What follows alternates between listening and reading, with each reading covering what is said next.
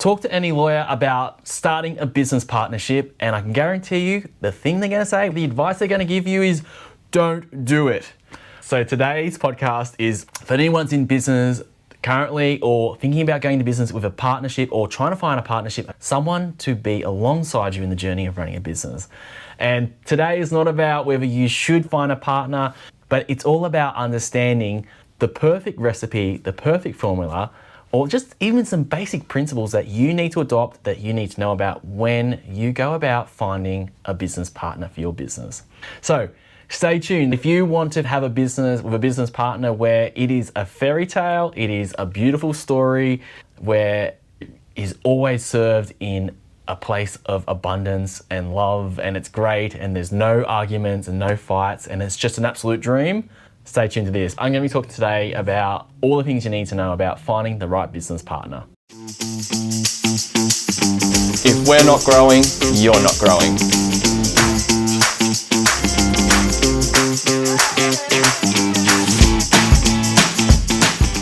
Welcome back to the channel for our loyal supporters who have been listening week after week to all our podcasts. And if you're new to our podcast, welcome to our channel. For those who don't know me, I'm Nathan Rigney. I'm the profit generator, and I'm a CPA, and I'm also a profit first professional. My number one goal is on this channel and out there in everything I do is 100% focus on business, but I also want to see business owners be successful in what they do. No matter what business they have, I want to see business owners be successful. And this is my message. My message is all about educating you guys in the things that I have learned as an accountant over the last 25 years.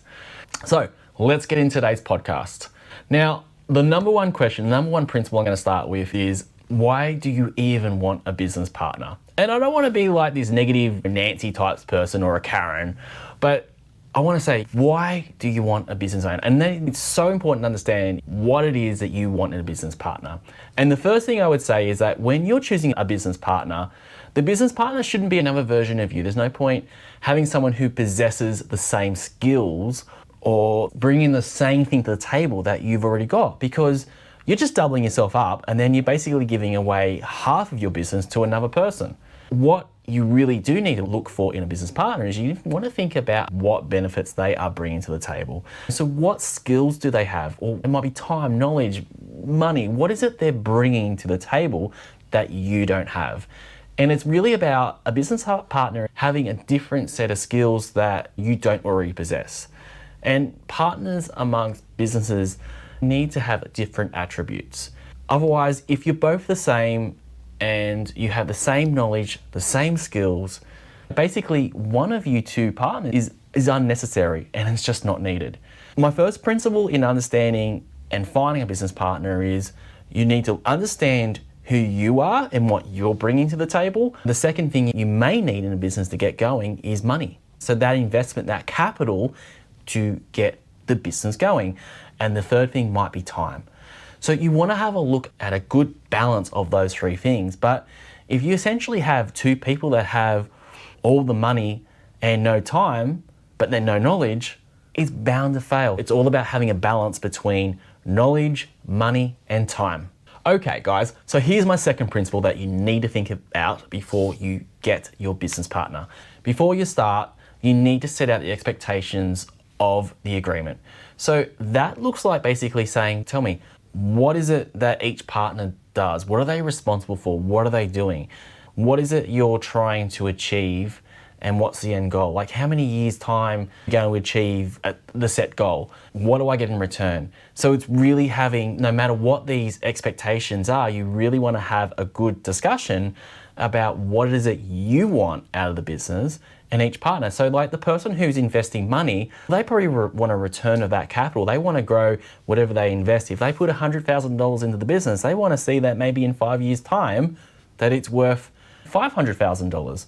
It could be the person who's got the knowledge behind it, may be that they want to change the way whatever that product or service is being delivered. You really want to get on the same page about the expectations of what it is that you want out of the business. What do you want when you're investing your time, whether it's time or your money, what you want to get out of it. And the reality is, before you even invest a single dollar into it, you really need to have these conversations. And I think the problem is a lot of people, when they go into business together, is they don't like having these hard conversations. They don't like having these hard conversations about what is it they want. And I think the reality is that you would much rather disappoint maybe the other person you're thinking about going into business with earlier on than later on down the track. The reality is, if you have different ideas or visions of what it is that you want to achieve in this said business, you want to know on the outset that you're both on the same path and you're both going in the same direction. Because otherwise what's going to happen is, if you do not have that understanding, you're going to be stationary and you're never going to move forward. You're actually probably going to go backwards, right? Once you do have those expectations down, you want to document everything you're doing. So every time you have a conversation, someone needs to take minutes. They don't have to be too formal, but you need to basically write minutes of what you talked about, and then basically email or send that to the other person who's involved in those discussions. Don't do the handshake agreement. Don't do the gentleman's agreement of this is what we said. I'm telling you, if it's not documented and it's not on paper, it doesn't mean nothing. People have short memories that even I know in my own life. Like, I can't remember every little detail. And that's why it's so important to write things down. When you do get to a point where you have very clear expectations as to what the business is going to achieve, you can go a little bit more formal down the road and get something like a shareholders agreement, where basically a lawyer drafts up all these things that you've agreed to in writing, considering a whole lot of other legal terms and other different things in a formal document that you both sign. So my advice here would be that whilst everything's hunky-dory and everything's going really good, before it possibly might go pear-shaped, that you have it written down, you have it documented on what you're achieving. So really, before you even start the business, invest a single dollar, you need to set out the expectations of what it is that you want to do as business owners. So my third principle that I think is very important in every partnership is working out what's fair and what's equitable. And this starts from even just thinking about what's the shareholding or ownership of the business, or what is it the person or the partner who's involved in the business gets paid. Because the reality is, there are going to be different types of business partners. There might be business partners that work in the business, or partners who just invest their capital or provide different skills and knowledge, right? It's really important that you understand, even on a day-to-day basis, if you have a partner who's working in the business, let's say for example 50 hours of the week, and then maybe you've got another partner who only does 10 hours of other things, it's not fair that we just go whatever profits left over. Say for example, if you didn't get paid a wage and we only paid what was left over at the end, that it's 50-50, right? What we need to do is work out what's a fair equation or a fair system that is equitable and that will then reward you for what you've done. And so that could be that, hey, we work out that for whatever's actually done in the business, there is a set wage for that stuff. And then after that, whatever's left over then gets split based on the percentage of ownership. But it's really important that you work out this stuff. You've got to take away that human piece where you think about yourself, right? You've got to do what's fair, because what happens if you do not do what's fair on the outset, eventually what happens is, over time, the business partner who feels that they're doing more and not getting rewarded fairly for what they're doing is going to start becoming resentful of what is actually being returned to them.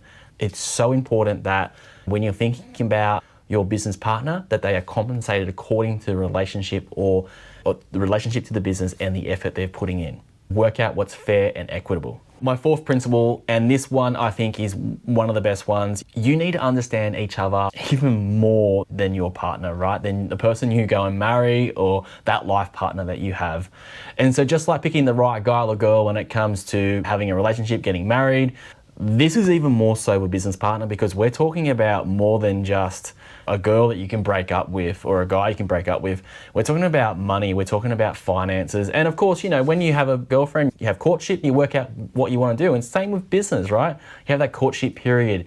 And that courtship period is really getting to understand who you're getting the business with. There are a lot of obvious things. Check out the obvious stuff and you'll see that sort of stuff on the surface, but what you really want to understand is the stuff that's underneath the surface that you cannot see. You've got to do your due diligence. You've got to get a bit of understanding of each other. The reality is that you need to know a lot about your business partner, because if you don't, there could be areas of that business partner that maybe don't align with you and your values and could bring down the business partnership. So there's a few things that I would consider when looking at my business partner. The first thing I'd want to consider is, what's their relationship with money? Are they an overspender? Are they a cautious person? Are they a nervous Nelly when it comes to investing money? Understand their relationship with money. Understand what they're like when it comes to their finances, and even personally their own finances. If they've got a stack of debt in their name, maybe that's a risk to you as a business owner.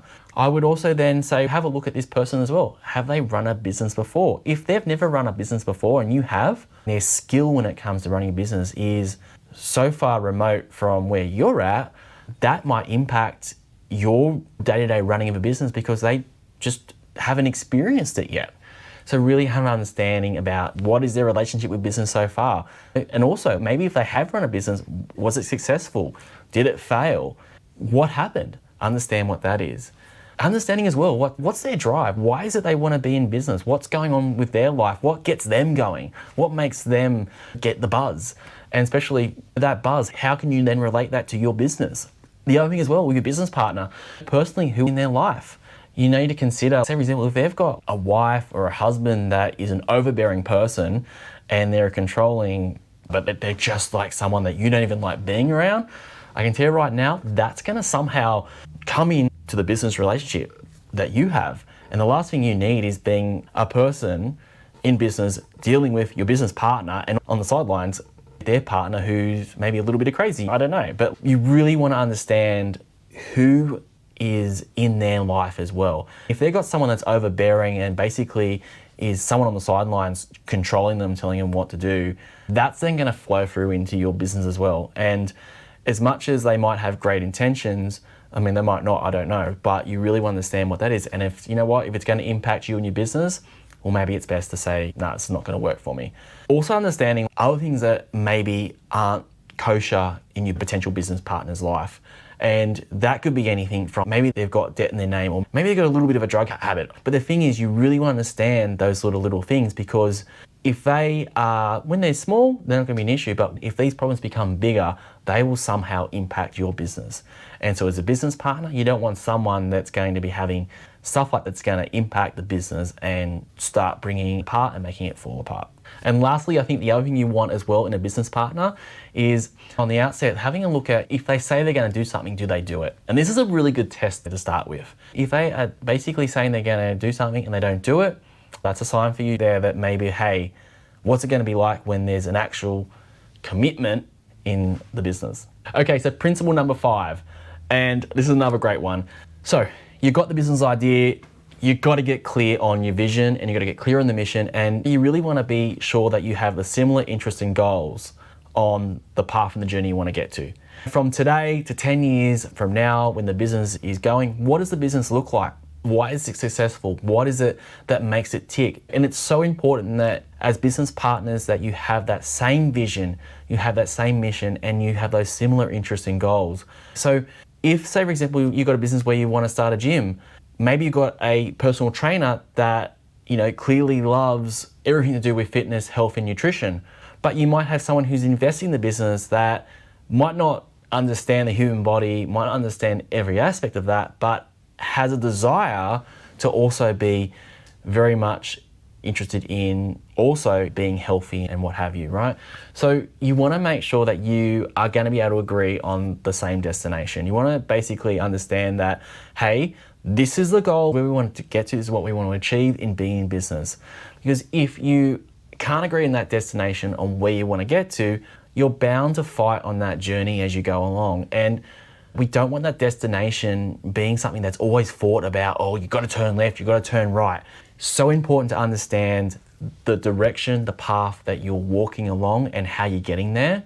Otherwise, what's going to happen is you're going to stop, there'll be no movement, and in fact, you'll probably end up going backwards and losing maybe your money, your time. What are the key things you need to think about when starting a business? Check that out, and then once you've looked at that and understand all these things that you need to know when starting a business, then check out your vision, check out your mission, think about those interests and goals, and make sure that all the partners, whether it's 2, 3, 4 of you, whatever it is, make sure that everyone has the same goals, everyone's on the same page. And if one partner spoke to another person, whatever you're saying is virtually the same thing. So guys, in summary, picking the business partner, let's just quickly summarize everything I spoke about.